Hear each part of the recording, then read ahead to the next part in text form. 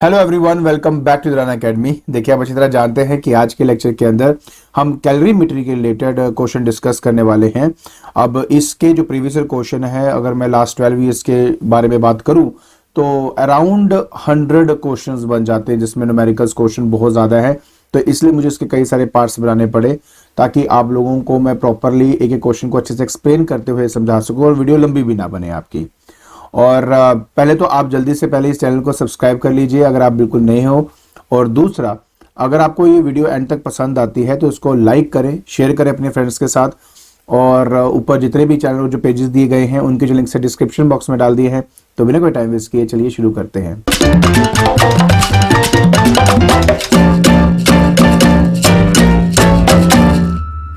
देखिए, शुरुआत करनी है हमने 1 मार्क के क्वेश्चंस के साथ। तो सबसे पहले आता है कि if water absorbs 4000 joule heat to increase the temperature of 1 kg of water through 1 degree Celsius, then the specific heat capacity of water is। Okay, तो अब मैं आपको पहले थोड़ा सा इसके बारे में क्लियर कर दूं। पहली बात तो ये है कि अगर तो मैं 4000 जूल की बात करूं, केजी की बात करूं, डिग्री सेल्सियस की बात करूं, तो सीधा आंसर हमारा आता है 4000 joule per KG degree Celsius. तो ये हमारा एग्जैक्ट आंसर है। लेकिन अगर आप ध्यान से देखेंगे तो ऐसा कोई भी आंसर यहां पे नहीं दिख रहा, क्योंकि यहां पर ग्राम में उसको कन्वर्ट किया गया है।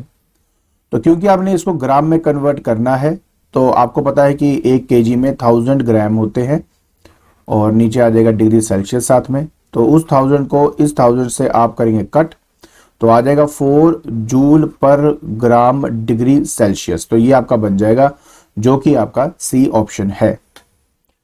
तो यस, तो ये रहा आपका बिल्कुल सही आंसर जो हमें यहां पर करना था। फिर आता है कि water is used in car radiator because.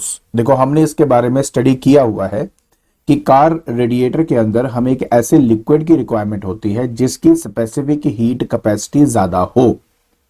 Specific heat capacity जिसकी ज्यादा होगी वो ज्यादा अमाउंट ऑफ हीट को एब्जॉर्ब करेगा और खुद के टेम्परेचर को ज्यादा राइज नहीं करेगा। इसलिए हमारी ट्राई रहती है कि हाई स्पेसिफिक हीट कैपेसिटी रहे। तो यहां पे it is good conductor of heat, बिल्कुल नहीं। It conducts heat faster as compare to the other, ऐसा कुछ नहीं है। It specific heat capacity is low ना। डी ऑप्शन ठीक होगा क्योंकि बाकी तीनों गलत हो चुके हैं। Its specific heat capacity is high, so it can cool the engine without a great increase in its own temperature, जिसके बारे में बात करी थी। तो ऑप्शन आपका डी बन जाता है। बात करेंगे क्वेश्चन नंबर 3 की। Which property of water makes it an effective coolant? अभी जस्ट आपको मैंने इसके बारे में बताया है कि पहली बात इसकी हाई स्पेसिफिक हीट कैपेसिटी होती है, नंबर 1। और नंबर 1 का यही मेन पॉइंट भी है हमारा, जिसकी वजह से ये हीट को एब्जॉर्ब तो करेगा, बट एब्जॉर्ब करने के बाद इसके खुद के टेम्परेचर में ज्यादा कोई इंक्रीज नहीं आता, जिस चलते हम उसको एज एन इफेक्टिव कूलेंट की तरह इस्तेमाल कर सकते हैं। तो ये रहा आपका प्रॉपर आंसर। फिर आता है 4th पॉइंट, कहता कि what is the principle of calorimetry. देखिए, इसको हमने पहले भी यहां पर स्टडी किया, तो मैं एक सोचा था स्टेटमेंट पढ़ के आपको मैं समझा देता हूं। कहता है कि when two or more bodies at different temperature are brought in thermal contact, जब दो डिफरेंट बॉडीज हैं हमारे पास, जैसे कि अगर आपको याद हो कैलोरीमीटर के दौरान हमने एक कैलोरीमीटर में जैसे पानी लिया, पानी के अंदर हम बर्फ डाल देते थे, तो बर्फ जो था वो ठंडा था, पानी आपका गर्म था। तो उनमें जो हीट ट्रांसफर आपकी टेक प्लेस करती है, तब तक करती है जब तक उसका कॉमन टेम्परेचर अचीव नहीं हो जाता। तो बस यही यहाँ पे बात भी है। तो वो कहता है कि हाँ, और कॉमन टेम्परेचर अचीव अगर कर रहा है तो इसका मतलब हुआ कि जो बर्फ है उसने अपने हीट को लॉस किया, पानी ने हीट को गेन किया। और अगर ड्यूरिंग दिस एक्सचेंज कोई भी हीट सराउंडिंग में अगर नहीं जा रही है तो हीट गेन हीट लॉस के बराबर होता है। तो वही चीज यहां पर अब ऐसे स्टेटमेंट वाइज लिखी हुई है। कहते हैं when two or more bodies at different temperature are brought into the thermal contact and if no heat is allowed to escape to the surrounding, then the total heat lost by the hot bodies must be equal to the total heat gained by the cold bodies। ठीक है, तो इस तरह से आपने इसका answer देना है। Name the law on which the principle of calorimetry based, हमने इसके बारे में पढ़ा हुआ है, that is the conservation of energy. क्योंकि ना हम एनर्जी या तो देखो ना, आप सिर्फ क्या कर रहे हो, हीट की ट्रांसफर कर रहे हो। आप ये नहीं कि किसी चीज को किसी में से, देखो एक से हम हीट निकाल के दूसरे में ट्रांसफर कर रहे हैं, ये तो है नहीं हम खुद क्रिएट कर रहे हैं कहीं पे हीट या डिस्ट्रॉय कर रहे हैं हीट को, ऐसा कुछ नहीं है, जस्ट ट्रांसफर कर रहे हैं। तो ये है कंजर्वेशन ऑफ एनर्जी के बेस पे। State the effect of an increase of impurity in the melting point of ice. देखिए इम्प्योरिटी बढ़ जाने की वजह से जो मेल्टिंग पॉइंट है आइस का वो डिक्रीज हो जाता है। वैसे तो देखो मेल्टिंग पॉइंट है आपका 0 डिग्री सेल्सियस। 0 डिग्री सेल्सियस से जब मेल्टिंग पॉइंट आपका डिक्रीज होता है तो इसका मतलब है कि जब तक आपका टेम्परेचर, वैसे तो वो हो जाता है अप्रोक्सीमेटली -22 डिग्री सेल्सियस तक चला जाता है, तो जब तक आइस का टेम्परेचर -22 डिग्री सेल्सियस से 0 नहीं आएगा तो बर्फ आपका पिघलेगा नहीं। तो ये समझे, बर्फ नहीं पिघलेगा। तो इसका मतलब ये हो गया कि वो जो आइस है -22 से 0 तक आने के लिए जो extra amount of heat absorb करेगी किसी भी मटेरियल से, वो मटेरियल को ज्यादा देर तक ठंडा रख पाएगी। तो कहने का मतलब सिर्फ इतना है कि यहाँ पे लिखा हुआ है डिक्रीज हो जाती है तो इम्प्योरिटी ऐड करने से। अब बात करेंगे 2 मार्क के क्वेश्चंस की। कहते हैं कि 2 मेटालिक ब्लॉक्स है P एंड Q, उनके मासेस की रेशियो दी हुई है, दैट इज 2:1।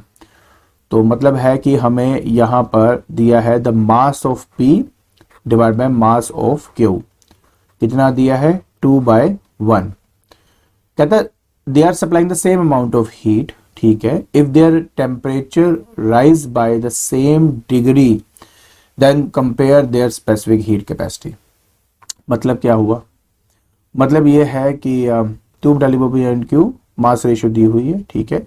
हाँ, तो Q of P is equal to Q of Q, मतलब जो हीट सप्लाई है, जो P जितना कर रहा है Q भी उतना ही कर रहा है, और चेंज इन टेम्परेचर जो P का है वो बराबर है चेंज इन टेम्परेचर Q के, ये भी दिया हुआ है। आपको पता है Q होता है MC डेल्टा T, ये होता है। और इस कंडीशन में अगर आप थोड़ा ध्यान से देखेंगे तो इसका मतलब है कि Q of P is equal to mass of P, specific capacity of P and change in temperature of P। Then Q of Q is equal to mass of Q and specific heat capacity of Q and delta T of Q। अब QP और QA दोनों बराबर है तो इनको equate कर देते हैं, मतलब mass of P, specific heat capacity of P, change in temperature of P is equal to mass of Q, specific heat capacity of Q and change in temperature of Q। इसमें ये दोनों बराबर होने की वजह से कट जाएंगे, तो मास of P, specific heat capacity of, इसको Q नीचे ले आता हूं तो यहां पे आ जाएगा specific capacity of Q divide by specific heat capacity of P। तो मुझे P इज टू Q की फॉर्म में चाहिए, तो मतलब CP by CQ will be equal to mass of Q divide by mass of P। तो इसका जो रेसिप्रोकल है वो आंसर होगा, दैट इज 1/2, मोर प्रिसाइसली 1:2 आपका सही आंसर होगा। तो ये देखिए जी, सारा आपके सामने हमने किया है, आप देखेंगे तो आपको समझ में आ जाएगा। 8th क्वेश्चन है कि why does stone lying in the sun gets heated up much more than the water lying for the same duration of time. तो बात सिर्फ इतनी है, जो स्टोन है उसकी स्पेसिफिक हीट कैपेसिटी लो होती है, और लो स्पेसिफिक हीट कैपेसिटी की वजह से जो ये अमाउंट ऑफ हीट को एब्जॉर्ब करेगा वो साथ के साथ अपने टेम्परेचर को राइज करने में हेल्प करता जाएगा उसके। तो लो स्पेसिफिक हीट कैपेसिटी जिसकी भी होती है ना, उसका टेम्परेचर में जल्दी राइज आ जाता है और वो जल्दी गर्म भी हो जाती है। लेकिन जहां तक बात करते हैं पानी की स्पेसिफिक हीट कैपेसिटी बहुत ज्यादा है। आपको पता ही है कि अगर मैं 1 लीटर पानी लेता हूं और 1 डिग्री सेल्सियस राइज करने के लिए जो अमाउंट ऑफ हीट चाहिए होती है वो आपकी होती है, कितनी थी आपकी 4200 जूल के करीब होती है। तो कितना ज्यादा अमाउंट ऑफ हीट चाहिए तब जाके ऐसा होगा, ठीक है। तो ये उसकी वजह है, ये उसके बारे में मैंने आपको भी बताया है। अच्छा, उसके बाद अच्छा इसका आंसर देख लेते हैं। ये देखो लिखा हुआ है water requires about 5 times more heat energy than the stone for raise temperature, क्योंकि स्पेसिफिक कैपेसिटी बहुत ज्यादा है ना इस वजह से। Ninth, name the physical quantity which is measured in calorie. Heat होती है, हीट एनर्जी हम लिखेंगे properly. How is the calorie related to the SI unit of that quantity. जो एसआई यूनिट है हीट एनर्जी का वो जूल होता है, ठीक है ना। एंड हमारा जो 1 कैलोरी है वो 4.18 या 4 अप्रोक्सीमेटली 4.2 जूल के बराबर होता है। तो ये देखिए, ये आपके सामने मैंने लिख दिया है। आगे चलते हैं। कहता है the specific heat capacity of substance A is 3800 joule per kg kelvin and that of B is 400 joule per kg kelvin. So which of the two substance is a good conductor of heat. देखो, good conductor of heat उसको कहा जाता है जिसकी लो specific heat capacity हो, लो। और इसमें B वाले का लो होने की वजह से ये हीट को आराम से ट्रांसफर कर सकता है एक एंड से दूसरे एंड के अंदर। इसी वजह से बी हमारा आंसर होना चाहिए। देखो लिखा हुआ है यहां पे। अब 11वें नंबर की बात करते हैं। How can a temperature in degree Celsius be converted into SI unit of temperature. तो देखो, आप जानते हैं कि एसआई यूनिट ऑफ टेम्परेचर जो है वो केल्विन होता है। तो temperature in kelvin will be equal to temperature in degree Celsius plus 273। आप ये कर दीजिए और आपका केल्विन में कन्वर्ट हो जाएगा। A liquid X has the maximum specific heat capacity and is used as a coolant in car radiator. Name the liquid X, that is water.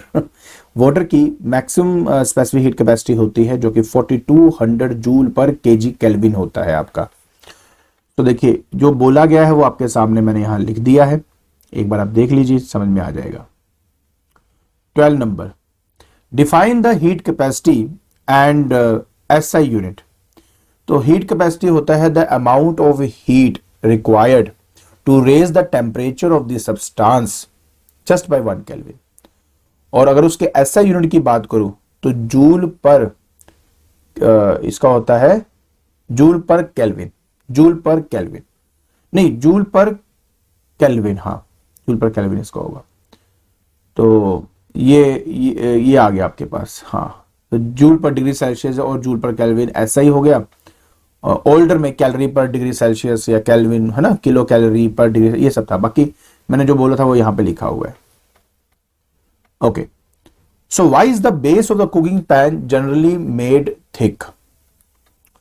देखिए क्या होता है, जो कुकिंग पैन होता है ना वो बहुत जल्दी गर्म हो जाता है आपका, क्योंकि it is a good conductor of heat.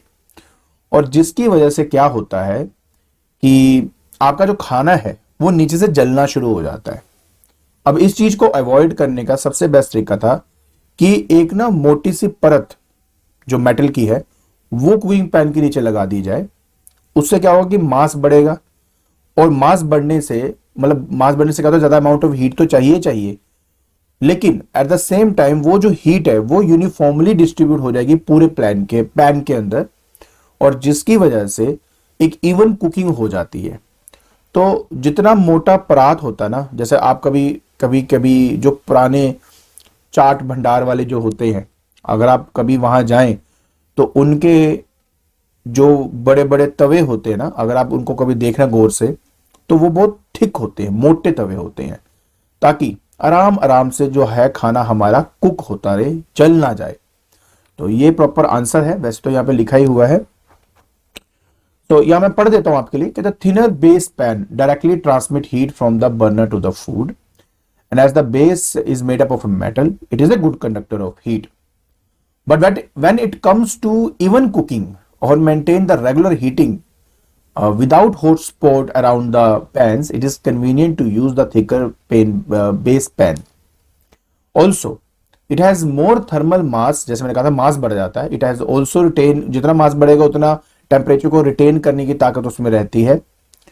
So the pan will stay at high temperature above and beyond the amount of heat that can immediately supplied by the heat source. तो बहुत अच्छा आंसर है ये, इसको ध्यान से आप लिख लेना।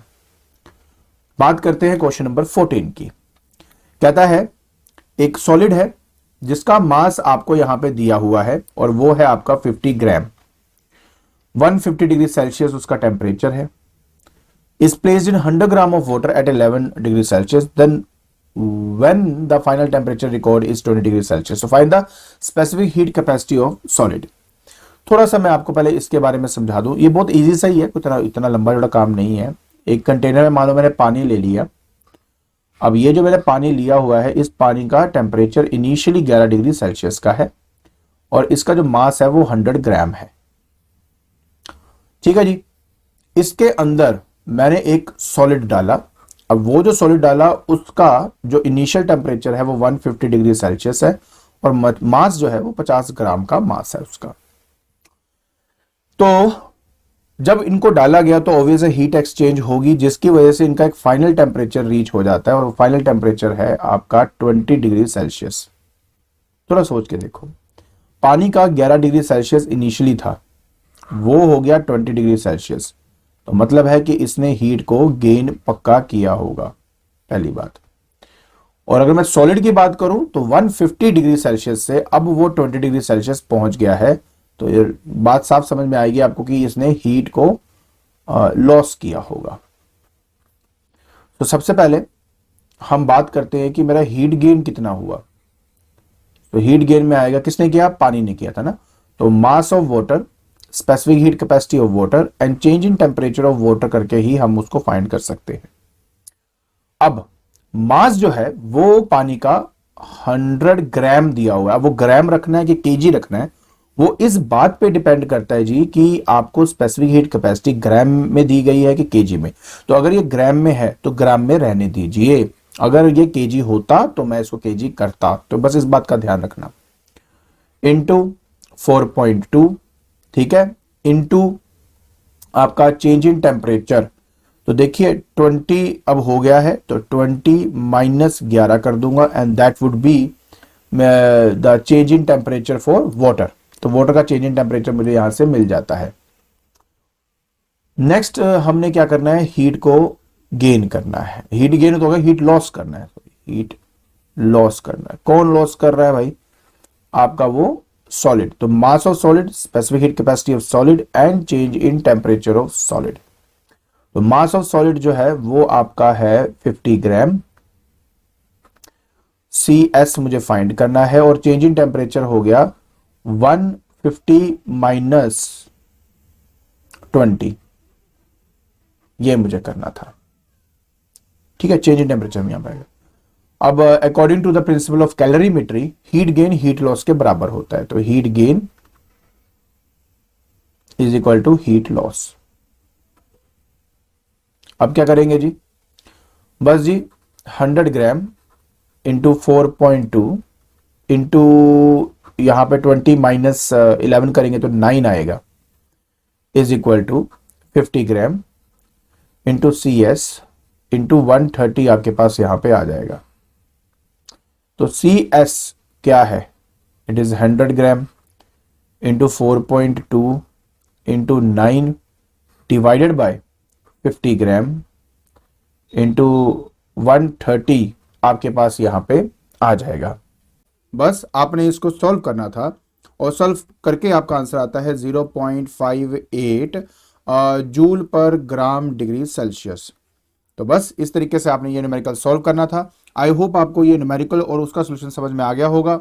चलिए अब आपको लेके चलता हूं आपके नेक्स्ट क्वेश्चन की तरफ। ओके, बात करते हैं आज के आखिरी क्वेश्चन की। कहता है what do you understand by the following statement that the heat capacity of the body is 60 joule पर केल्विन। तो इसका मतलब यह है कि यार मेरे पास कोई एक बॉडी है, अगर मैं इसका टेम्परेचर राइज करना चाहता हूं जस्ट बाय 1 केल्विन, तो मुझे इसको 60 जूल ऑफ एनर्जी प्रोवाइड करनी पड़ेगी। ये इसका मतलब होता है। Similarly specific heat capacity of lead is 130 joule per kg kelvin. तो इसका मतलब क्या हुआ? वो कहता है कि लेड का आप 1 केजी लोगे पहले तो, ठीक है, लेड का 1 केजी आपने लेना है। अब अगर उसका टेम्परेचर राइज करना है जस्ट बाय 1 केल्विन, तो आपको उसको 130 जूल ऑफ एनर्जी प्रोवाइड करनी पड़ेगी और तभी जाके इसका टेम्परेचर 1 केल्विन से राइज करेगा। आई होप आपको ये जो मैंने शुरुआत करी है कैलोरीमेट्री की, ये जो क्वेश्चन मैंने आपके साथ डिस्कस किए हैं वो समझ में आगे होंगे। ठीक है, तो आज के लेक्चर के अंदर हमने कैलोरीमेट्री के कुछ प्रीवियस ईयर क्वेश्चन डिस्कस किए। आई होप आपको समझ में आ गया होगा किस तरह से आपने इन क्वेश्चन के आंसर देने हैं। अगर आपको ये वीडियो पसंद आ रही है तो please like it, share it and subscribe it. आज के लिए बस इतना ही। Thank you so much.